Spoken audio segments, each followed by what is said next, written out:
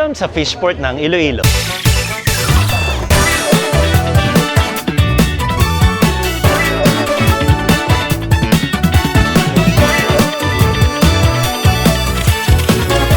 Access Channel, wag kayong manibago. Hindi ito Team Canlas TV channel, and today, nandito tayo sa Iloilo para mamili ng mga cheap na seafood tapos mamaya papaluto natin. Dito tayo sa stall number 19, meron tayong iba't ibang mga seafood dito. Sir, anong tawag dito? Scallops. Magkano to? 180. 180 per kilo. Ano masarap na luto dito? Sabaw.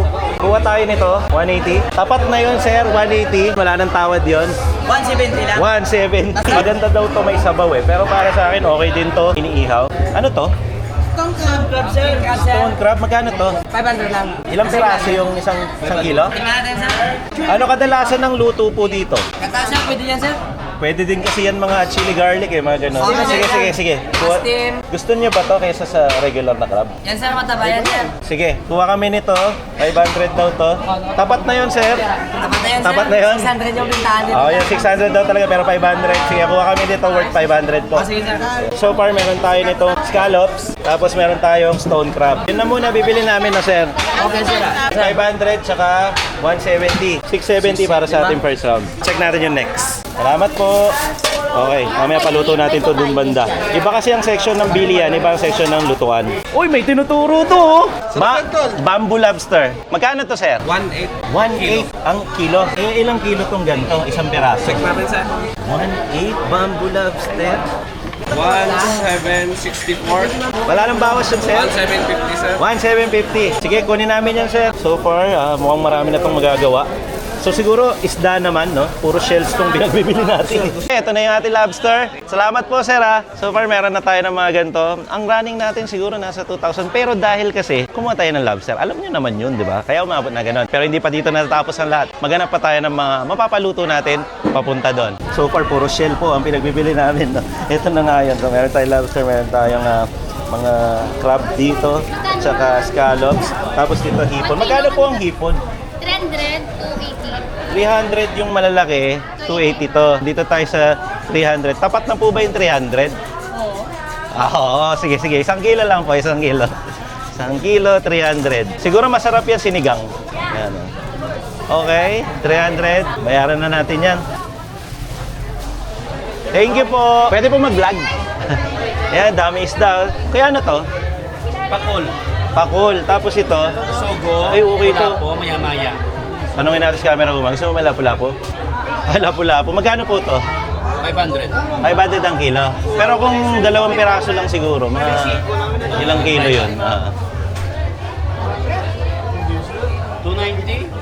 Okay, 290. Wala nang bawas yun. 290. 295 dito, 290 lang. Okay, sige. Kunin natin yan, sir. Tapos, naghahanap kami ng Blue Marlin, sir. So, Blue Marlin. Ayun. Magkano kaya ito abutin, itong isang ganito? Ayan. 600. 320. 320. Okay. Sige. Kunin namin yan, sir. 50 lang. 320 at saka 290. okay, meron tayong Blue Marlin, meron tayong lapu-lapu. Tsaka na natin isipin kung anong luto to. Ano kadalasan masarap na luto sa Blue Marlin, sir? Steak. Iyaw with butter, sir. Ay, yung lapu-lapu naman. Yung lapu-lapu, sweet and sour or sigang. Ay, oo. Sweet and sour. Actually, sweet and sour. Gusto ko yan. Sir, ito po, 610. Total nito, parang nasa ano na tayo? Worth 3,000 kasama tong mga to. So, marami to. Sobrang dami nito. Hindi ito basta-basta na ano lang. Masyado nang maraming mapapakain to. Sugod tayo dun sa paluto. Siyempre, sila na mag-iisip para sa atin. At kung meron tayong request, sila na magluluto. Ang bigat nito, mga kabs. So, siguro meron tayo ditong mahigit 6 na kilong seafood na hindi ko alam kung anong klaseng luto yung papagawa natin. Pupunta tayo dito sa likod. Makikita nyo yan eh. Kung ibabaling mo yung camera, puro paluto po. Yun na dyan. Inaabangan na tayo ng mga best cooks in Iloilo. Mga Ilonggo po ang magluluto nitong mga seafood na to. So far, sa mabilis kong calculation, nasa worth 3,000 pesos to. Ang dami namin kakain ito. Tara! Maraming numbers ang mga paluto dito. Ibibase ko na lang siya sa number. Gusto ko yung birthday ko, 24. Baka meron dito na. 24? Birthday ko kasi yung 20 sarado. Oo. Yung anniversary na lang namin. Sarado kasi yung 24. 60 na nga anniversary namin eh. Ang dami naman po. Ay, nandun na si Chow eh. Kilala ko to eh. Anong ginagawa mo dyan? Palamig lang. Nagpapalamig ka lang? Palamig ko. Ang dami namin papaluto dito. May lobster pa. Pero marami kaming kakain nito. So, kahit marami kaming kakain, hindi naman ito maubos. Kasi, feeling ko talaga. Ay, hindi ako sure, tol. Hindi ka sigurado.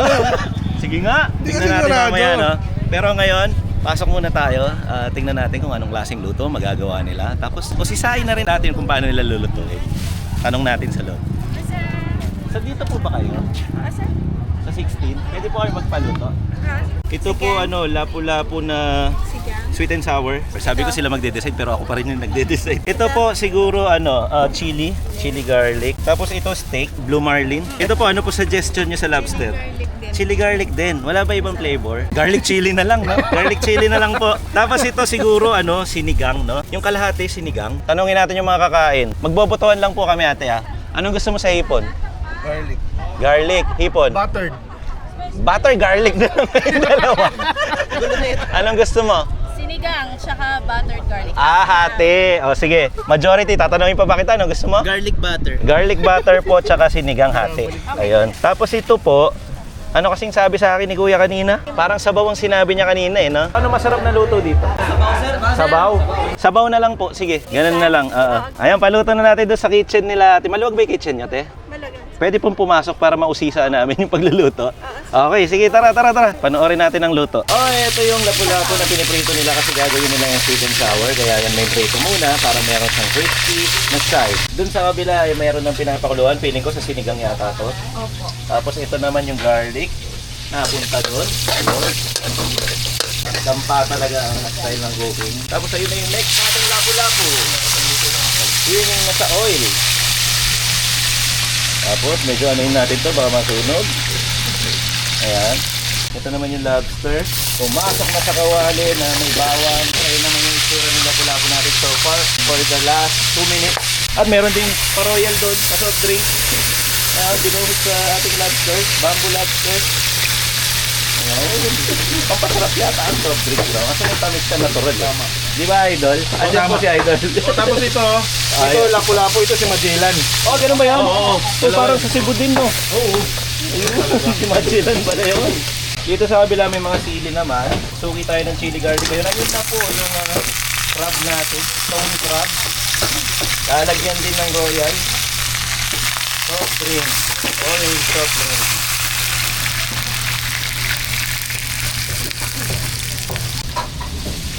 Ayun. May batuan pa dito. Sa sinigang, batuan na gagamitin natin. Yung pala yun. Ito yung crab stone o stone crab. Balikan lang natin tong lapu-lapu at si Magellan. Sinakpan yung lobster. Update, ayun yung hipon. Kalahati, ginisa yung kalahati, isisigang. Sa batuan. Isa ako na isda. Butter. Pinasukalan yung shrimp natin. Buttery garlicky shrimp. Okay, nilagyan po ng pampalasa. Ayan, mahika. Sigang na. Ayun, nilagyan din ng puting powder. Ayun na po ang ating scallop na gisa din. Update dun sa lobster. Ayun, nagkulay orange na. Update naman sa scallop at update dun sa hipon. Ayan, tapos na po yung lapu-lapu at Magellan natin. Luto na sila. Ito, oh. Okay, finish na tong shrimp natin. Natin ano kasi butter garlic ba yan? Butter garlic. Ayun na yung isda. Isinigang na po sa batuan.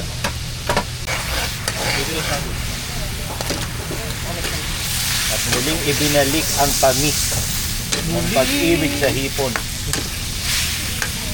Okay, quick recap lang bago natin exitan tong kitchen. So meron tayong sinigang na hipon. Papagawa tayo ng steak na isda. Nandito yung lobster natin kanina. Ayan siya so far. Orange. Dahil nilagyan din ng orange. Bukod sa orange ang kulay niya. Ayun, binaliktad na po doon. So, nag-orange at meron din yung orange soda. Dito naman merong sinigang. Sinigang din pero isda. At dun sa dulo may hipon naman na garlic butter. Andito naman yung scallops natin. Yan. So, sa pansya ko ay nasa 7 o 8 po tayo. Baka ewan ko na lang kung tama yung bilang ko. Nasa ganun. Ayan, nilagyan ng kangkong. Hintayin na lang natin maluto to. Balik na tayo dun sa lamesa. Ganito po karami ang kinalabasan nung pinagbibili natin dun sa palengke ng mga seafood. Napakaganda nung lobster na kinalabasan. Ito ay tinatawag na sinigang pero hindi katulad sa sinigang natin sa Luzon. Ito ay sinigang na batuan. Tapos banda dito naman ay yung butter garlic natin na hipon. So merong maliit na version, merong malalaking version, at meron ding lobster dito na butter garlic. At ito yung mga scallops natin na nilagyan ng konting sabaw. Dami yung ulam mo. 1, 2, 3, 4, 5, 6, 7, 8, 9, 10, 11, 12, 12. Dami ah. Hindi ko alam magkano paluto dito pero mamaya update ko kayo. No? Worth 3,300. 30. Sabi po ng treasurer ko, 3,330. Ito na lahat yun. Tsaka isa pa, kaya sulit to, kasi may lobster. Ay, oo nga Actually, yun pala. lang naman ang nagdagdag dun sa... Kung walang lobster, mga ano lang. ito lang nagdagdag dun sa total bill. So yan So ang kung wala papa. naman yan, siguro nasa ano lang tayo, 2,000 pesos. Mura pa rin. Well, kahit na tayo, let's dig in. Oh, yung sinigang nila dito, bakwan ah. Batuan ang hindi isang palok. Welcome to Iloilo. Oh, yun. Ang sarap. Ang sarap. Sarap. Guys, Ay, Diba, no? parang na.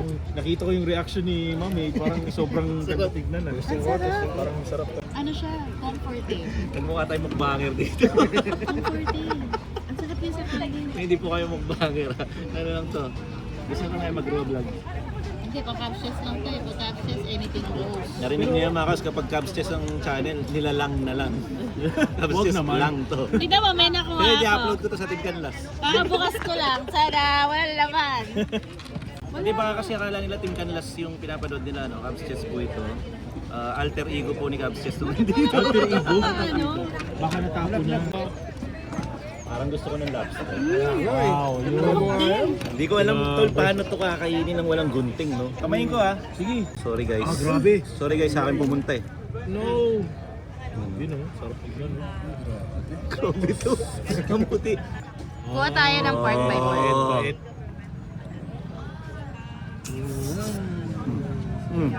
Ang dami niyang laman. Kaya talaga mahal si lobster kasi ang dami niyang laman. Sobrang meaty. Wala, pinalaman sa loob. Parang isa pa lang, parang busog na busog kami. Ano naman niya eh, no? Dumating ko lang Ah, ganun? First time ko na, first time. Hindi ka kumakain lobster? Ang sarap. Enjoy.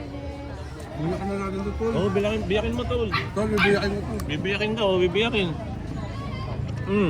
Nakita kayo. Uy. Ay, grabe. Ay, wow. Parang okay to tol. Fiesta ko yun, siyempre. Si camera woman, si Caps Chess. Lapu-lapu, no? Sweet and sour. Dul, Ay, style napula sila po yan, ng masarap yan. Kaya niya nga. Oo nga. Siguro gusto tinuwa. Buha na to. So, kanin mga pa-bright na to. Sarap ng sweet and sour nila. Subuan mo, subuan mo. Sino yan? Thank you. Stone crab. First time ko to. Paras lang naman yata eh, no? Ang sarap. In fairness, ang sarap ng luto nila. Actually, yung steak na ano, yung marlin, masarap.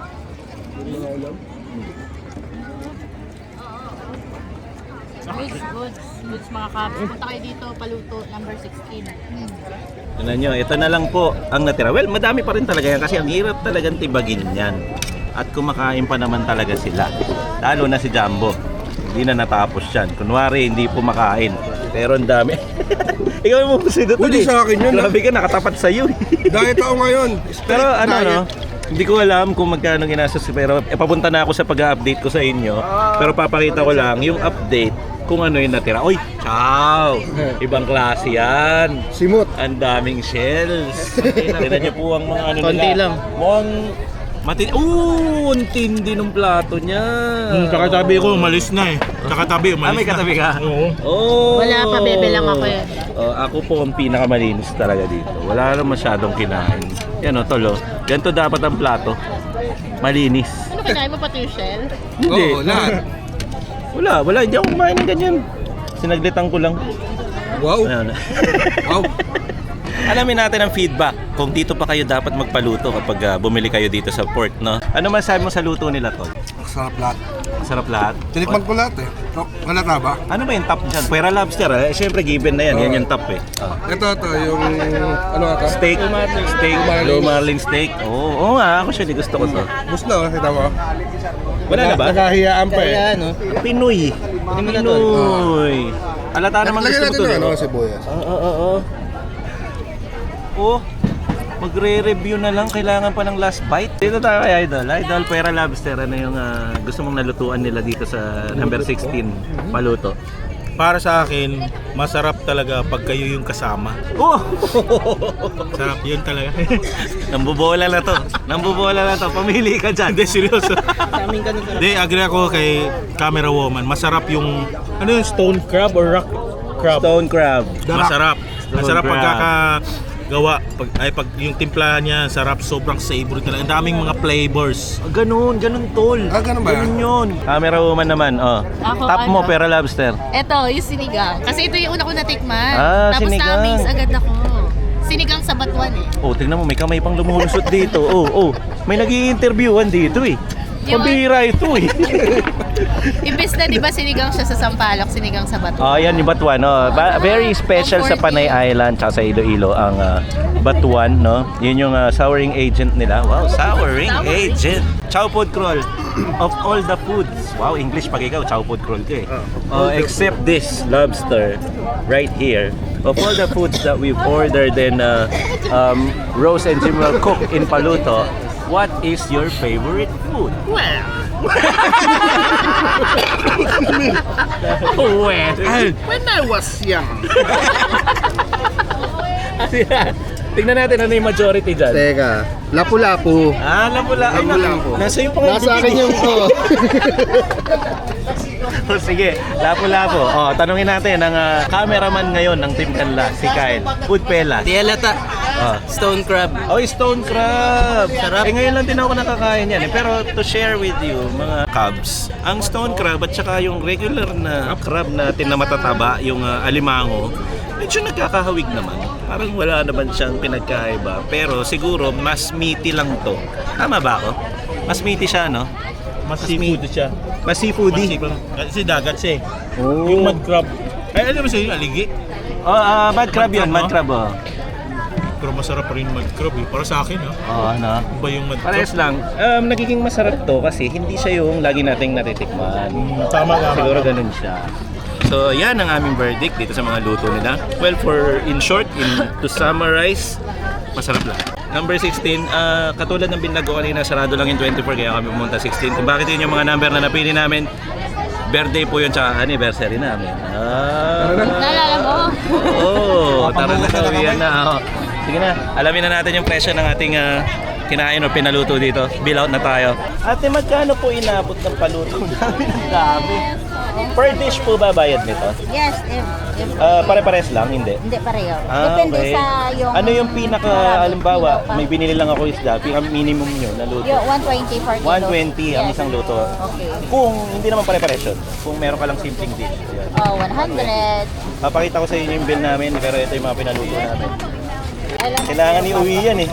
Binabantayan na Chow, oh. Hindi ka may isahan dyan. Pupulutanin natin yan. Magkano yung naabot po? Magkano yung naabot? 1,550. 1,550 lang? Lahat yun? Yes. Napakabait Dala na ka yung naman po. rice at saka yung drinks. Kasama na yung rice. water. Okay. Yes. Picturean ko to para pakita ko sa inyo sa mga susubok dito. Pag nagpaluto kayo, anong pong number nyo ulit? School number 16. Okay. Rose. Number 16, 1,550. Bayaran na po namin ito. Okay na to kasama yung kanin at saka tubig namin. Very sulit kasi 3 something. 3,000 something lang to, tapos 1,500 lang yung paluto. Well, okay yun Sipi mo, may take out ka pa. Time check mga Cubs, 3:28 PM kinabukasan. Balik tayo dito sa kung saan kami naka-stay dito sa Iloilo. Ang lugar yata na to ay Pavia. So, ang lugar na nakuha namin ay meron siyang pool. So, private staycation. Ang ganda ng view ng mga Cubs. Ayan. Hindi ko rin alam kung anong tawag nila dito para ma-search nyo. Pero para makatulong na rin ako, ilalagay ko yung picture ng Airbnb nila para alam nyo kung paano siya hanapin. So, ayan siya. Meron siyang 5 feet na pool dito. Medyo malalim pero kayang-kaya nyo naman yan. Tapos may kwarto doon. Garahe doon. Ito yung sala natin. Huwag nyo na pong pansinin niyang natutulog. Tayo maingay, baka magising. So ito yung pinakasala niya. TV kayo dito. Pwede kayong mag-board games dito sa sala na to kasi may mga board games sila. Tapos doon yung dining area, pati kitchen. Ito yung main door. Nandito ang pinaka-main gate nila sa labas. Meron pa yung taas. Pero yung taas na yan, kwarto lang yan. Tapos ayun yung kusina. Tapos merong CR dito. Meron ding kwarto doon. Tapos meron ding kwarto dito sa likod. and dirty kitchen dun sa side. Ilalagay ko ulit yung picture or screenshot kung paano namin ito nabook sa Airbnb para makatulong na rin sa owner. Thank you na umabot kayo dito. Hindi ko alam kung sa Cubs Chess o sa Team Canlas Lumitaw itong bonus clip na to, pero salamat Cubs Nation. Let's go!